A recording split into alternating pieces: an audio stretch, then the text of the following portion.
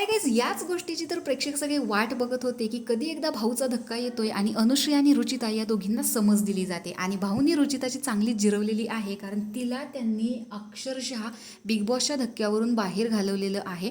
कारण ज्या पद्धतीने एका व्यक्तिमत्व म्हणजे राकेश बापट यांचं एक व्यक्तिमत्व आहे, आणि अशा व्यक्तीला ज्या वेळेस तू मुलींना परमिशनशिवाय हातच कसा लावला, या गोष्टीवर रुचिताने जे काही अनुश्रीला भडकवून दिलेलं होतं ती गोष्ट खरंच निराशजनक होती. म्हणजे लज्जास्पद होती की काहीही संबंध नसताना एकतर ती अनुश्री चुकीच्या बेडवर झोपलेली होती, तिथून तो तिला व्यवस्थित उठवत होता, राकेश जो आहे व्यवस्थित उठवत होता वेगवेगळ्या मुलींना घेऊन, तरीसुद्धा तिला हुज्जत घालायची होती आणि तिला उठायचं नव्हतं. तर हे सगळं तिचं इंटेन्शनली असताना सुद्धा राकेशनं तिला व्यवस्थित उठायला सांगितलेलं, पण ती उठली नाही म्हणून त्याने हाताला धरलेलं.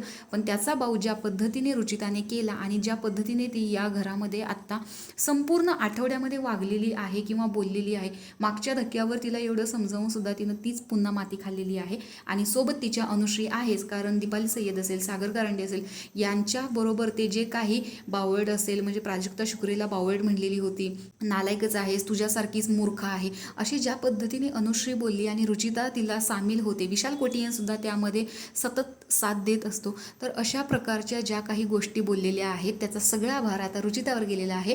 कारण रुचिता या सगळ्याला डिनाय करण्याच्या ऐवजी आमची टोळी आहे, आमचं टोळकं आहे असं करून ज्या पद्धतीने सगळं एक्सपेक्टन्स करत असते आणि त्या गोष्टींना दुजोरा देत असते, त्यामुळेच भाऊनी तिला या धक्क्यावरून घालवलेलं आहे अक्षरशः.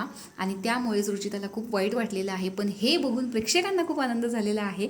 भाऊंचे हे स्पष्ट शब्द आहेत की मी फक्त आगीत तेल ओतण्याचं काम करता आणि एकदा आग भडकली का तुमची जी मैत्रीण आहे ती त्या आगीमध्ये उडी टाकते. तर अशा पद्धतीचा तुमचा चांगला मेळ लागलेला आहे. तुम्हाला कोणाचाही कोण सिनियर आहे, कोण काय आहे याची अजिबात पडलेली नाही. वाटेल ते तोंडाला येईल ते तुम्ही बोलत असता आणि त्यामुळे तुम्ही माझ्या धक्क्यावर बसायचं नाही असं म्हणून तिला हाकलवून दिलेलं आहे.